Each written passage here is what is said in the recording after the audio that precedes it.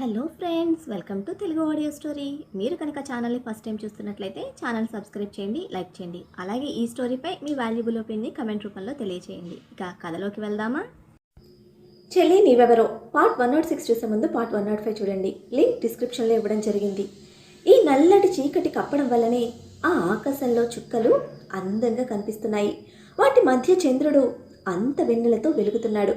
మనం చూసి దాన్ని బట్టే ఉంటుంది ఏదైనా అని లక్కీని తీసుకువస్తాను అని చీకట్లో దొంగల్ని చూడకుండా దానిలోని అందాన్ని చూస్తూ ఇక్కడే కూర్చో, లక్కీని తీసుకొచ్చేస్తాను, ఇంటికి వెళ్ళిపోదాం అనేసి లక్కీ కోసం వెళ్ళింది చైత్ర. చైత్ర కూడా వెళ్ళడంతో ఒంటరిగా ఉన్న అమృతకు గుండెల్లోని భయం గుప్పిట్లోకి చేరినట్టుగా ఉంది. దూరంగా సోనియంతో స్నేహం చేస్తూ గుండెను తగలపెడుతూ ఒంటరిగా తిరుగుతున్న నేహను చూసుకుంటూనే లక్కీ దగ్గరికి వచ్చిన చైత్ర వాడి ఆటలు డిస్టర్బ్ చేయడం ఇష్టం లేక వికాస్ని రిక్వెస్ట్ చేసింది. ఏం మాట్లాడుతున్నావే అని విసుగ్గా అడిగిన వికాస్ని క్యూట్ ఫేస్తో రిక్వెస్ట్ చేస్తూ ఉంటే, అమృతతో ఇంతవరకు నేను మాట్లాడిందే లేదు, సడన్గా వెళ్ళి ఇప్పుడు మాట్లాడడానికి ట్రై చేస్తే నన్ను రాక్షసుని చూసినట్టు చూసి గట్టిగా అరిచి గోల చేసిందే అనుకో, చుట్టూ ఉన్న వాళ్ళు వచ్చి చితక్కొడతారు. నా బాడీని రిస్క్లో పెట్టకుండా నీ పని నువ్వు చూసుకో అని తేల్చి చెప్పాడు వికాస్. ప్లీజ్ రా, ప్లీజ్ ప్లీజ్, నేను ఎప్పుడు ఏదడిగినా రెండోసారి అడిగించుకోకుండా చేసేస్తావు, ఎందుకురా ఈ మ్యాటర్లో ఇంత విసిగిస్తున్నావు అని కసిరి, నేను నేహతో మాట్లాడాలి, డెవిల్ సార్ ఆర్డర్ ప్లీజ్ అంటూ మళ్ళీ మళ్ళీ చైత్ర రిక్వెస్ట్ చేస్తూ ఉంటే ఇక కాదనలేక, మరి వీడి సంగతి అంటూ లక్కీని చూపించాడు. నా కొడుకును నేహను నేను చూసుకుంటా, ప్లీజ్ ఈ ఒక్క పావుగంట అమృతని హ్యాండిల్ చేయరా, చాలా భయపడుతుంది, ఇంకా లేట్ చేసావంటే ఏడ్ చేస్తుంది, వెళ్ళరా వెళ్ళు ప్లీజ్ అని రిక్వెస్ట్ చేస్తూనే వికాస్ని ముందుకు తోసి తప్పదని చిరాకుగా తల కొట్టుకొని అతను వెళ్ళిన తర్వాత లక్కీని తీసుకుని నేహ దగ్గరికి వెళ్ళింది చైత్ర. బెంచ్ మరొక ఎడ్జ్ సైడ్ కూర్చున్న వికాస్ని చూస్తూనే కళ్ళల్లో నీళ్లు తిప్పేస్తూ చైత్రని పిలవడానికి ట్రై చేస్తున్న అమృతకు నోరు తెరవడానికి కూడా అవ్వడం లేదు. భయం తన గొంతులో అడ్డుపడిపోయి మాటలతో పాటు ఒంట్లోని శక్తిని కూడా హరించేస్తుంటే వణికిపోయింది తను. తన భయానికి అండ్ పరిచయం లేని రిలేషన్కి ఎలా స్టార్ట్ చేయాలో అర్థం కాని వికాస్, హాయ్ అమృత అని చిన్న గొంతుకతో తప్పదన్నట్టు పలకరించాడు. ఆ చిన్న పలకరింపుకే అదిరిపడి పరిగెత్తడానికి లేవబోతున్న అమృత రియాక్షన్ సెన్స్ చేస్తూ, కదిలేవంటే షూట్ చేస్తా అని బెదిరించాడు వికాస్. దెబ్బకి లేవాలన్న ఆలోచన వదిలి కొయ్యబారిన అమృత అరమూడ్పు కన్నులను భయంతో పెద్దవి చేసి రెప్ప వేయకుండా వికాస్ని చూస్తూ ఉంటే భయం గూడు కట్టుకున్న కన్నీళ్లు కంటి గడప దాటి జలజల దూకుతున్నాయి. నేను భయపెట్టడానికి జోక్ చేయలేదు, వెరీ సీరియస్లీ, నా దగ్గర రివాల్వర్ ఉంది, మన ఫ్యామిలీ జోలికి ఎవరైనా వస్తే అక్కడికక్కడే వాళ్ళని చంపేస్తా, మనందరం ఒక ఫ్యామిలీ అని భరోసా ఇస్తూ, అది ఎవరైనా ఐ డోంట్ కేర్ అని స్థిరంగా బల్ల గుద్దినట్టు చెప్తున్న వికాస్ మాటలకి నెమ్మదిగా ఊపిరి తీసుకుంటూ కనురెప్పలు వాల్చిన అమృత తల ఎత్తకుండా సరౌండింగ్స్ అన్నీ కళ్ళతోనే వెతికేస్తుంది. రాణా కోసం చూస్తున్నావా అని అడిగాడు వికాస్ ధైర్యం కోసం వెతుకుతున్న అమృత కన్నీటి కళ్ళను చూస్తూ. అవును అని తల నిలువుగా కదుపుతున్న అమృత కళ్ళు మాత్రం ఇంకా రాణా లేక ఉదయ్ వస్తారని ఆశతోనే చుట్టూ చూస్తుంది. వీఆర్ ఫ్యామిలీ అమృత, నా వలన నీకు ఎటువంటి ప్రాబ్లం రాదు, ఇన్ఫ్యాక్ట్ నేను చైత్రకి ధైర్యాన్ని ఇస్తాను, ఇప్పుడు నీకు కూడా ఆ ధైర్యమే కావాలి, ఆ ధైర్యాన్ని ఇవ్వడానికే వచ్చాను అని అంటుంటే వెతకడం ఆపి వికాస్ మీద కళ్ళు నిలిపింది అమృత. ధైర్యం ఇస్తాను అంటున్నా అతని మాట కొత్తగా అనిపిస్తూ ఉంటే చైత్ర, అందుకే మిమ్మల్ని పంపిందా అని వణుకుతున్న గొంతుతో అతి చిన్నగా ప్రశ్నించింది. చైత్ర కాదు, రాణా అని కాన్ఫిడెంట్గా చెప్పిన వికాస్ను ఇసుకలో ఉన్న కాళ్లను డొక్కలోకి తీసుకుంటూ కొత్తగా చూస్తోంది. మీ ముగ్గురిని నన్ను నమ్మి ఇక్కడే వదిలి వెళ్ళాడు అంటే రాణా నన్ను ట్రస్ట్ చేసినట్టే కదా, యాక్చువల్గా నీకు ధైర్యాన్ని ఇమ్మనే ఇక్కడ మనల్ని ఇలా వదిలి వెళ్ళాడు, చెప్పు నీకు ఎంత ధైర్యం కావాలి. తన సైడ్ నుంచి డ్రామాటిక్గా నడిపిస్తున్న ఆఫ్ ఫీల్ ఫేస్తో కనపడకుండా చాలా సీరియస్నెస్ మెయింటైన్ చేస్తున్నాడు. నా భయం పోయేంత ధైర్యం కావాలి అని చెప్పి కళ్ళు తుడుచుకుంటూ, మీ దగ్గర అంత ధైర్యం ఉందా అని అనుమానంగా ప్రశ్నించింది అమృత. బట్ వికాస్ను గట్టిగానే తాకింది. ఆ ప్రశ్నకు ఏదోలా అనిపించిన వికాస్ చైత్ర కోసం చూశాడు. నేహతో పాటు నడుస్తూ ఉంది తను. లక్కీ వాళ్ళ చుట్టూ తిరుగుతూ ఆడుకుంటున్నాడు. ఏటో చూస్తున్న వికాస్ని ఎలా పిలవాలో తెలియక అని గొంతు సవరించడంతో చూశాడు అమృతను. రాణా గారితో ఉంటే నాకు భయం తెలియదు, చాలా ధైర్యంగా ఉంటుంది. ఆయన కాకుండా ఇంకెవ్వరున్నా కానీ నాకు భయం మాత్రం పోదు. నా భయాన్ని పోగొట్టేంత ధైర్యం మీ దగ్గర ఉందా అని పెద్ద పెద్ద కళ్ళతో ఆశగా చూస్తూ ఇస్తారా అని అడిగిన అమృత గొంతు నూతిలో నుండి వస్తున్నట్లు ఉంది తన భయం వల్ల. లక్కీ కన్నా పసితనంతో కనిపించిన అమృత పరిస్థితి ఆ క్షణం వికాస్కు పాపం అనిపించింది. తెలిసి అడిగిందో తెలియక అడిగిందో ఒక ఆడపిల్లకి ధైర్యంగా ఉండడం అనేది విషయం కాదు. అందులోనూ తన ఫ్యామిలీ మెంబర్ ఎలా వదిలేస్తాడు? ఇస్తాను, అందులో నేను మంచి ఎక్స్పర్ట్ని. నీకు భయం మీనింగ్ తెలియనంత ధైర్యం ఇస్తాను. బట్ నాకొకటి చెప్పు, ఎవరిని చూసినా వాడే అని భయపడుతున్న నీకు అసలు వాడి ఫేస్ తెలుసా అని అడిగితే తెలియదు అని నీళ్లు నిండుతున్న కళ్ళతో భయంగా తల కదిపింది అమృత. అలాంటప్పుడు అందరినీ చూసి ఎందుకు భయపడటం? వాడి మొహం కూడా తెలియని నువ్వు వాడిని ఎలా గుర్తుపడతావు అని తగ్గు స్వరంతో లాలనగా ప్రశ్నించాడు వికాస్. వాడి గొంతు చాలా భయంకరంగా ఉంటుంది. చేతికి గ్లౌజెస్, కళ్ళకి goggles, off white beard, off white hair, చూడడానికి మిడిల్ ఏజ్ పర్సన్లా ఉంటాడు.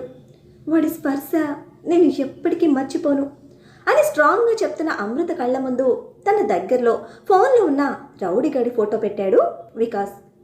వీడు కాదు, వీడు నాకు బట్టలు, ఫుడ్ ఇస్తాడు, నాకు మెడిసిన్ కూడా వీడే ఇస్తాడు, వీడి సర్వెంట్ అని స్పష్టంగా చెప్తున్న అమృత మాటలకి ఆశ్చర్యపోతూనే ఆర్ యు ష్యూర్ అని డౌట్గా అడిగితే నాకు తెలుసు వికాస్ గారు, ఆ డార్క్ రూమ్లో ఉన్న అన్ని సంవత్సరాలు వీడే నాకు సర్వీస్ చేశాడు.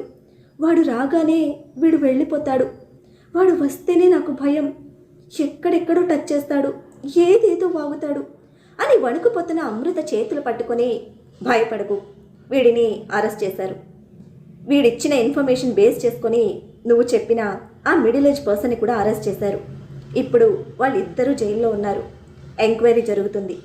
వాళ్ళిద్దరిలో ఎవడో మేం తెలియక నేను ఇంకో ఫోటో చూపించి అడిగాను అని అమృతకు ధైర్యాన్ని ఇవ్వడానికి అబద్ధం చెప్పాడు వికాస్. వికాస్ చెప్తున్నంత వరకు వింటున్న అమృతకు నిజంగా చెప్పలేనంత సంతోషంగా ఉంది.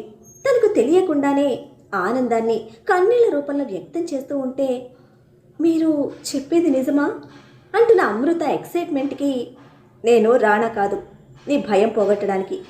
వాడు చెప్పినట్టు నేను అబద్ధాలు చెప్పను.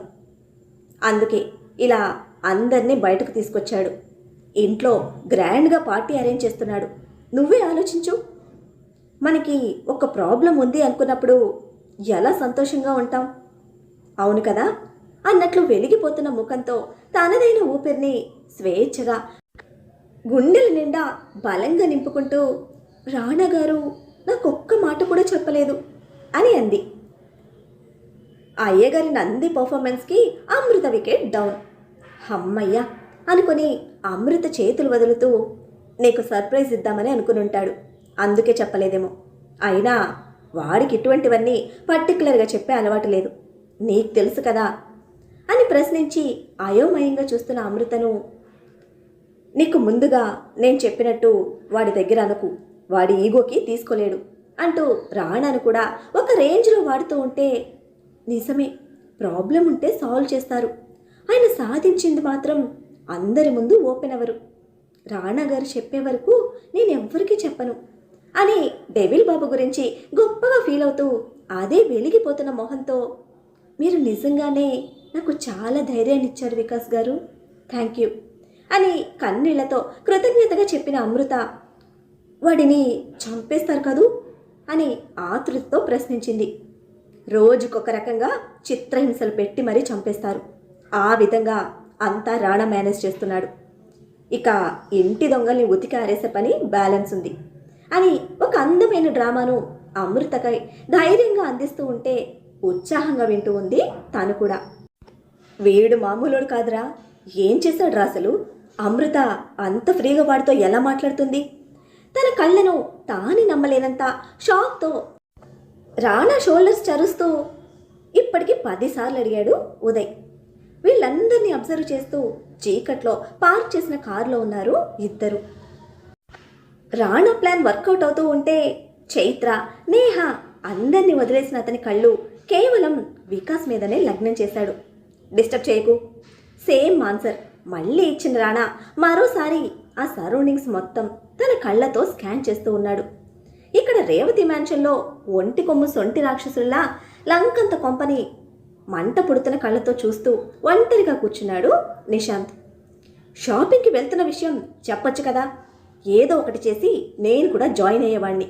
అమృత లేని చోట నాకేంటి పని అని పెట్రోల్ పోసినట్టు మండుతున్న మంటను బయటకి కనపడకుండా నొక్కి పెడుతూ అతి కష్టంగా కూర్చున్న నిశాంత్ అశాంతి తెలియని మేడ్ చల్లని వాటర్తో పాటు కలర్ఫుల్ ఆరెంజ్ జ్యూస్, 3 రకాల స్నాక్స్, కట్ చేసిన ఫ్రూట్ పీసెస్ ఉంచిన బౌల్ తీసుకొచ్చి వాడి ముందు పెట్టింది.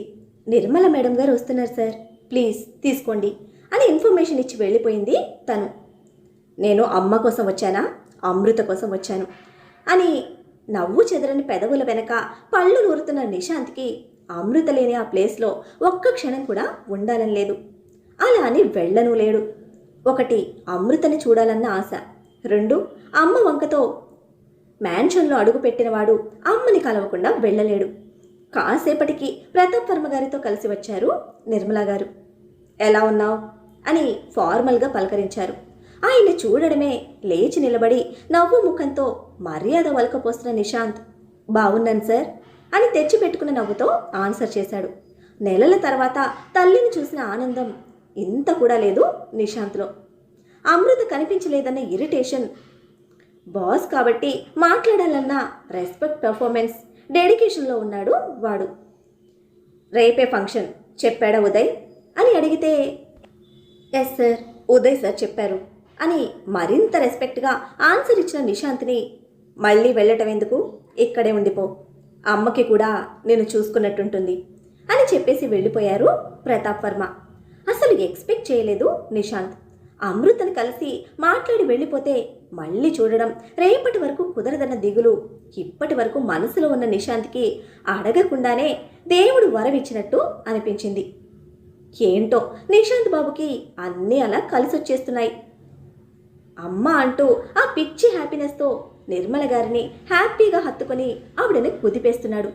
ఒరే ఒరే, నువ్వు నీ పిచ్చల్లరి, నాకు ఊపిరి ఆడటం లేదురా, వదులు ముందు అని కొడుకుని విడిపించుకొని ఊపిరి తీసుకున్న ఆవిడ మనసంతా నెలల తర్వాత కొడుకుని కళ్ళారా చూసుకుంటున్న అనురాగం నిండిపోయింది. ఇప్పుడు అమృత మిస్ అయింది అన్న దిగులు నిశాంత్ని విడిచిపోయింది. కావలసినంత టైం ఉంది, ఎప్పుడైనా మాట్లాడుకోవచ్చు అని రిలాక్స్డ్గా నిర్మల గారితో కూర్చొని ముచ్చట్లు మొదలుపెట్టాడు. ఏటో చూస్తున్న రాణాను మళ్ళీ కదిపాడు ఉదయ్. చేయొద్దని చెప్పానా అని ఈసారి సీరియస్గా అరిచిన రాణాను గుడ్లు పొడిచి చూస్తూ, నీకు అసలు ఏమీ అనిపించడం లేదా? ఎందుకురా ఎప్పుడు సైకోలా బిహేవ్ చేస్తావు అని ఇరిటేషన్గా అడిగాడు. ఆన్సర్ లేదు రాణా సైడ్ నుంచి. చాలా కోపంగా చూస్తూ ఉన్నాడు. అసలు నీ ప్రాబ్లం ఏంటి? ఏది చెప్పకుండా అన్నీ నీలోనే ఉంచుకొని ఒక్కడవే హ్యాండిల్ చేయడం కింగ్లా ఫీల్ అవుతున్నావా? ఏదో ప్లాన్ చేస్తావు, ఇంకేదో చేస్తున్నావు, ఇంకా దేనికోసమో వెతుకుతున్నావు, కూరలో కరివేపాకులాగా నీ చుట్టూ నన్ను తిప్పుకుంటున్నావు అని బర్స్ట్ అయ్యాడు ఉదయ్. తన కోపంలో కూడా న్యాయం ఉంది. ఇంటికి వెళ్ళాక ఏదో ఒకటి చేసి నేహతో మాట్లాడాలి అనుకుంటే బీచ్కి తీసుకొచ్చాడు రాణా. అది కూడా ఎవ్వరూ ఊహించని విధంగా. పోనీ ఎక్కడన్నా టైం చూసుకొని మాట్లాడదాం అనుకుంటే వర్క్ అంటూ లాక్కొచ్చి ఇలా ఇంజిన్ ఆఫ్ చేసిన కారులో కూర్చోబెట్టాడు. అదైనా ఎందుకు అని అడిగితే ఆన్సర్ లేదు, ఎవరి కోసమని అడిగితే ఆన్సర్ లేదు. అసలు దేనికి ఆన్సర్ చేయకుండా డిస్టర్బ్ చేయొద్దు అంటే అతనికి మాత్రం ఎంతవరకు ఓపిక పడతాడు? నీకు నా చుట్టూ తిరగడానికి అంత నొప్పిగా ఉంటే దొబే అనేసి ఊహించని రేంజ్లో ఆ సైడ్ డోర్ ఓపెన్ చేసి తనను బయటకు తోసి ఫాస్ట్గా డోర్ క్లోజ్ చేశాడు రాణా. ఇసుకలో పడిన ఉదయ్ బ్యాక్ సీట్ దులుపుకుంటూ, నీకు నా అవసరం వచ్చి నువ్వు పిలిచేదాకా రాను, నీకేనా అంత పొగరు? నీకన్నా నాకు డబల్ ఉంది అని ఆడపిల్లలా రుసరుసలాడుతూ నా పిల్లతో మాట్లాడుకున్న వర్కౌట్ అయ్యేది అని బాబు మీద గుస్సా అవుతూ నేహ కోసం వెళ్ళాడు. బటర్ బాబు ఇలా రాగానే మాట్లాడతాను అని ఎదురు చూస్తూ నిలబడుతుందా మరి? అక్కడున్నది నేహ. అంత ఈజీ కాదు. ఏంటో పిచ్చి భ్రమలు. ఒకప్పటి అమృతలా కొంచెంగా కలివిడిగా మాట్లాడుతున్నా తనను తనతో ఉన్న వికాస్ని డిస్టర్బ్ చేయకుండా ఇంకో సైడ్ నుంచి నేహ కోసం వెళ్ళాడు ఉదయ్. అలల అంచుల మీద నడుస్తున్న వారికి కొంచెం దూరంలో ఉండగానే ఉదయ్ని చూసిన చైత్ర అతనికి ఎదురొచ్చింది. హెల్ప్ చేస్తావా అని ధీరంగా ఫేస్ పెట్టి అడిగాడు. నేను ట్రై చేశాను, నీ పేరు చెప్తే వెళ్ళిపోతానని బెదిరించింది. అసలు కొంచెం కూడా కన్సర్న్ లేదు. ఎంత రాతి గుండేంటి వీళ్ళ ఫ్యామిలీ మొత్తానికి అని జాలి మొహంతో నిట్టూర్చింది చైత్ర. ఏం చేయాలో నాకు అర్థం కావటం లేదు.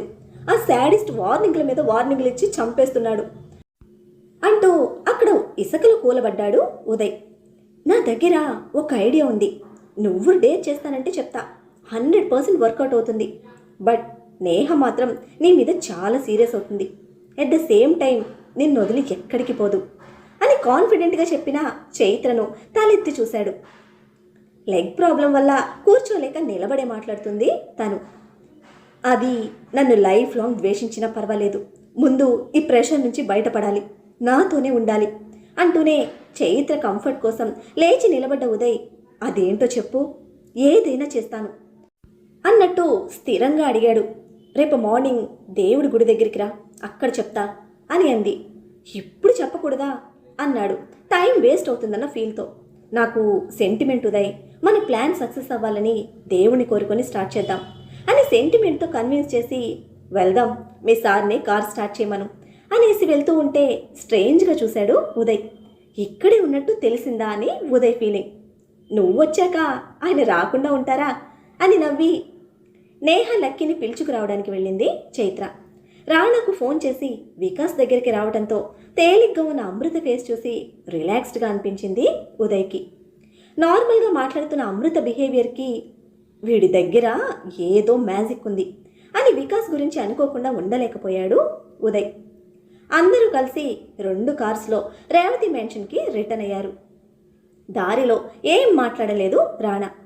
దేని గురించి ఆలోచిస్తున్నాడని చైత్ర కూడా సైలెంట్ అయితే అమృత నేహతో కబుర్లు చెప్తూ టైంపాస్ చేశాడు లక్కీ.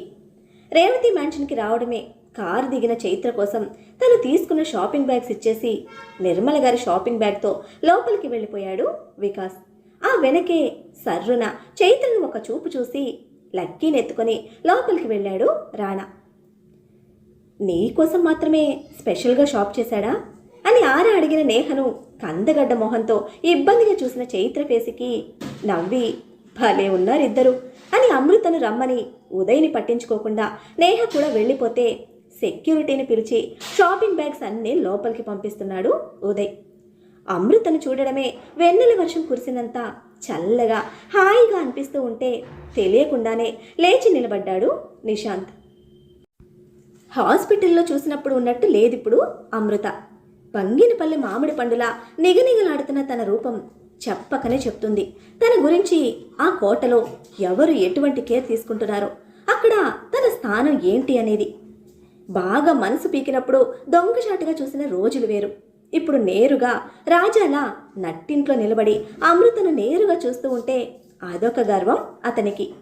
కనీసం అక్కడ ఎవరు ఉన్నారు అన్నది కూడా చూడలేదు అమృత. నేహతో పాటు దించిన తల ఎత్తకుండా స్ట్రైట్గా పైకి వెళ్ళిపోయింది. అమృత కనిపిస్తున్నంత వరకు చూస్తూ నిలబడిపోయిన నిశాంత్ను ఆశ్చర్యంగా వింతగా చూడడం వికాస్ నిర్మల గారి వంతైంది. ఎప్పుడు ఎక్కడ కనిపించని ఆకర్షణ అమృతను పట్టి చూస్తున్న నిశాంత్ కళ్ళలో కనిపిస్తూ ఉంటే వికాస్లో ఎన్నో అనుమానాలు, నిర్మల గారిలో ఎన్నో ప్రశ్నలు తలెత్తాయి. ఇదంతా రాణ డేగ కళ్ళను దాటిపోలేదు.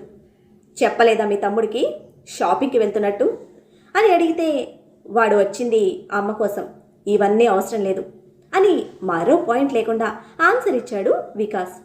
తనదైన ఈవిల్ స్మైల్తో అన్నదమ్ములు ఇద్దరిని ఓసారి చూసిన రాణా ఇప్పటి వరకున్న చిరాకంతా పోయినట్టు లక్కీ బుగ్గన ఇష్టంగా ముద్దు పెట్టాడు.